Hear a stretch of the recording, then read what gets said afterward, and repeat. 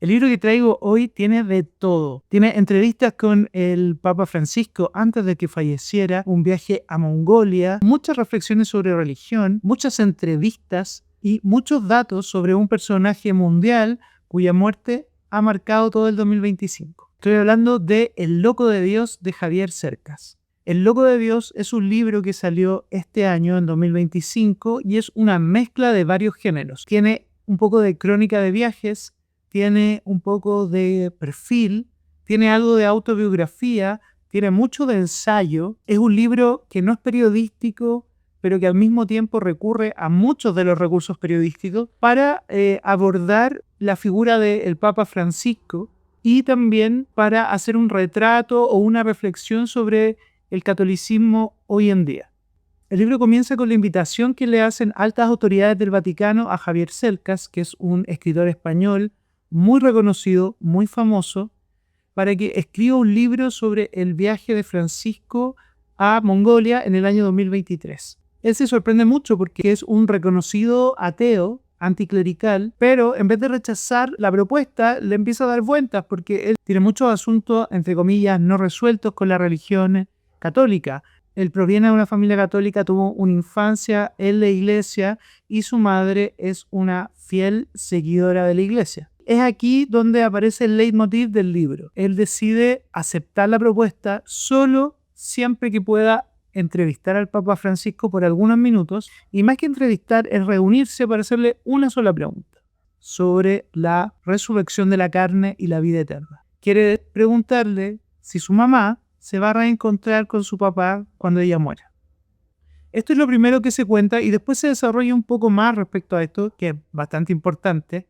El libro se divide por lo menos en 3 partes. La primera parte es esta previa al viaje. Mientras tanto, empieza a contar un poco de algunos aspectos de Francisco. Por ejemplo, que era jesuita, cómo fue que fue elegido papa. Y por ejemplo, dice que Francisco era considerado conservador para los jesuitas, pero en el Vaticano es considerado el más liberal de los papas. Y ahí aparecen distintas perspectivas donde Francisco tiene, como para algunos, es un tipo que viene a revolucionar la iglesia, que viene a cambiarla desde dentro. Para otros como que es alguien que se vendió el poder, que tenía una relación con los Kirchner, con el peronismo, que tenía un pasado mucho más político. Eso también destaca Cercas, diciendo: es extraño que todos los mensajes que más se publiquen de Francisco es refiriéndose a coyuntura, a migración, a casamiento gay, y no con mensajes más evangélicos, ¿no? Y tiene que ver con este perfil de querer intervenir un poco más en la realidad.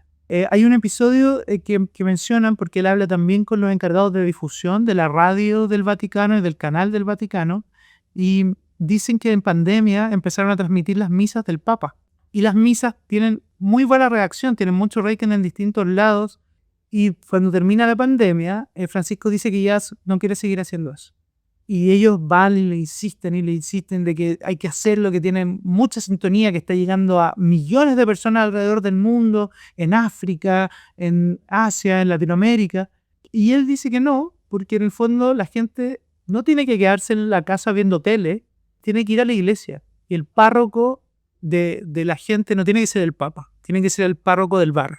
Y por lo tanto, él no quiere fomentar esto. Bueno, hay una cosa pragmática de cómo él ve el tema de la actividad religiosa. Porque elige el nombre Francisco en honor a San Francisco de Asís, que además le da el título al libro. El Loco de Dios es un apodo, una denominación que le da un escritor que es de apellido Chesterton a San Francisco de Asís.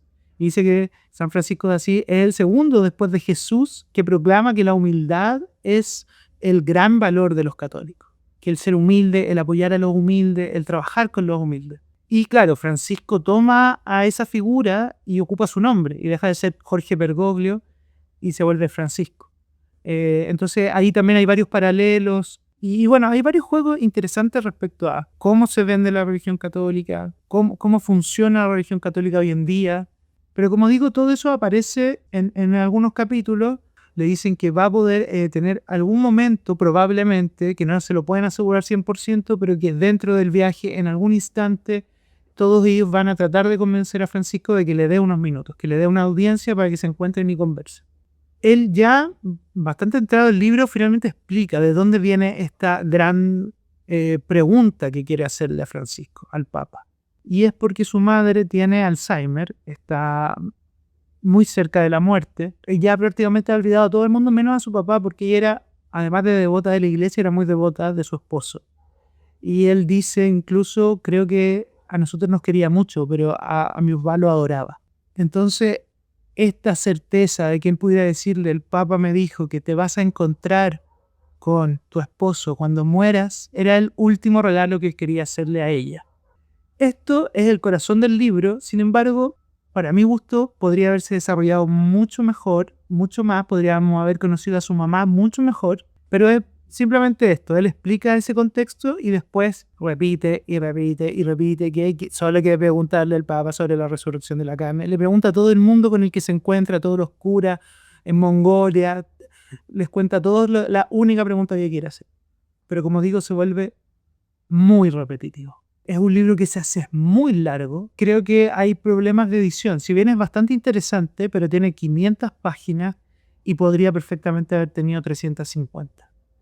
Es un libro que, como decía, mezcla muchos géneros, lo cual es interesante, pero se vuelve un perfil de Francisco, se vuelve un poco la historia de Javier Cercas respecto a la religión, mucho de ensayo de sus propias reflexiones. Y luego hay una segunda parte del libro donde es el viaje a Mongolia, donde se vuelve una crónica de viaje. Es muy sobrecargado y hay una constante reiteración de muchos conceptos que es como, lo acabamos de leer, ¿por qué me lo repites a cada rato? En un momento, que hay un episodio muy claro respecto a estos problemas de edición que digo. Él escribe una larga entrevista con una de las autoridades del Vaticano donde conversan sobre religión, sobre cuáles son realmente los mensajes que está enviando la Iglesia, el Vaticano hoy en día, que no tienen necesariamente que ver con los mensajes más bíblicos, digamos. Y termina esta entrevista y empieza una segunda entrevista con otro personaje del Vaticano. Y ahí él confronta al nuevo entrevistado y le dice, bueno, yo ya hablé con esta otra persona. Pero en vez de simplificar eso, hacer una elipsis, él vuelve a repetir todo lo que acabamos de leer. O sea, es muy común en el periodismo que alguien saque una información y después la coteje, la confronte, la contraste con otra persona. Pero al escribirlo, uno normalmente simplifica eso. No es necesario volver a repetir todos los argumentos que te dieron o que tú diste. Yo creo que tiene que ver con el estatus que tiene hoy en día Javier Cercas, que es un escritor muy reconocido. Él hace algunos años atrás escribió un libro que se llama Soldados de Salamina, que fue un hit en España, abrió muchas discusiones y reflexiones. Era un libro que también mezclaba datos reales con ficción y estaba situado en la Guerra Civil Española. Fue un bestseller, lo catapultó a la fama y de ahí en adelante ha sido como un escritor que incluso se dice que podría ganar el Nobel en algún momento. Yo leí Soldado de Salamina, me pareció un buen libro, pero la verdad es que no, creo que no es de mis favoritos. Pero después de eso me imagino que él, cuando escribe un libro, hay poca posibilidad de editarlo, en el sentido de decirle esto sobra, esto sobra, esto sobra. Entonces, si él escribe 500 páginas, bueno, habrá que dejar las 500 páginas. Pero en este caso es muy notorio que hacía falta edición, por lo menos para mi gusto. Él hace este pre-reporteo que entrega muchos detalles sobre toda esta previa y finalmente cuando ya se suben al avión para viajar a Mongolia y está todos los periodistas que lo van a acompañar, él va con los periodistas, no con la gente del Vaticano, con las autoridades, logran que el Papa diga, bueno, ya que venga y conversa en el avión. Él se para de su asiento, no estaba preparado porque pensaba que le iban a avisar con más tiempo, pero llega al encuentro. Y ahí esa parte se suspende y en el siguiente capítulo estamos en Mongolia. Por lo tanto, ¿qué le dijo el Papa Francisco? ¿Cuál fue la respuesta? Que, como digo, se estableció que ese era el objetivo del narrador, del escritor, queda en suspenso. Lo cual es como un poco decepcionante porque finalmente después de las primeras 200 páginas que estamos hablando de esto, y me vaya a hacer esperar otras 300 para darme, porque obviamente lo pone al final del libro. ¿Cuál fue la respuesta de Francisco? Y bueno, aquí parte la segunda parte del libro que tiene que ver con el viaje a Mongolia. Mongolia es un país que está en la periferia, como dice él, donde tiene una comunidad católica minúscula, donde mayoritariamente son budistas. Es un país muy pequeño, es un viaje muy simbólico, porque no es una gran comunidad ni pesa mucho a nivel global, pero es un país que está y que ha sido históricamente disputado por dos grandes imperios como era China y Rusia. Y de alguna forma lo que dicen entre líneas es que este viaje a Mongolia era también una forma de acercarse a China. Y esto es interesante. Uno aprende en el libro, en el fondo, de la relación que tiene China con la Iglesia Católica. Este país es el único que tiene incidencia en el nombramiento de los cardenales y de las autoridades que estén en China ejerciendo sus labores en el catolicismo, digamos. En el resto de los países, en Chile, en Argentina, en España, en todo el mundo, es el Vaticano, el Papa, que nombra al cardenal y es el cardenal de la Iglesia en Chile. En China, el Papa tiene que acordar con el presidente chino o con el gobierno chino los nombres. Porque China no va a dejar que un país extranjero intervenga de ninguna forma nombrando autoridades.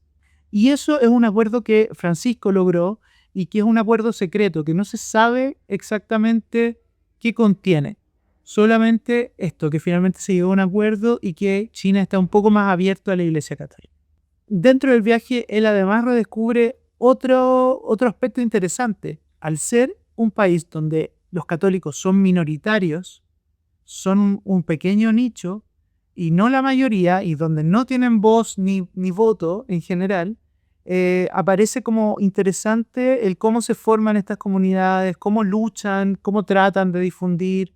Es como un universo paralelo, porque en el fondo a lo que estamos acostumbrados en Occidente es al contrario, donde la Iglesia Católica es una institución muy, muy importante, que ha sido muy importante en la historia, aunque ahora esté de capa caída, en la historia de nuestros países, la Iglesia Católica siempre fue un actor relevante. Y acá es donde aparece la figura de los misioneros. Interesante porque digamos que se vuelve a la raíz, a la semilla, que tiene que ver con estos misioneros que viajan, que tratan de evangelizar, que hacen apoyo, ayuda solidaria. Y claro, ahí hay una reflexión respecto a cómo la Iglesia Católica podría reinventarse, que es un poco volviendo a su origen. Y bueno, hay muchas entrevistas a los misioneros, a la comunidad, algunas monjas. Como que es un poco una crónica del viaje, las actividades que hace el Papa, también un poco cómo se desenvuelve, cuáles son sus discursos. Y por supuesto sigue esta línea también del perfil, ¿no? Finalmente el libro cierra esta segunda parte del viaje y abre una última, que es la tercera, cuando vuelve a Roma y luego a Madrid. Y finalmente se reúne con su madre y le cuenta qué es lo que le dijo Francisco. Y ese momento, para mí, está demasiado centrado en él mismo. Él hace un largo suspenso porque vuelve a contar muchas cosas que ya había contado en esa escena. Alarga mucho, mucho, mucho ese momento y está muy centrado en él mismo. Siento yo que pierde mucha fuerza. Como si en el fondo lo que él quería, o el leitmotiv de todo el libro, era que él quería entregarle un regalo a su madre antes de que ella muriera, darle una seguridad, una certeza que él ya no tenía porque él se había convertido en ateo en la adolescencia. Me parece que se vuelve un poco anticlimática esa resolución. No voy a spoilear exactamente qué es lo que responde Francisco, porque digamos que es uno de los hilos del libro, pero sí la forma en que se revela. Para mí fue decepcionante.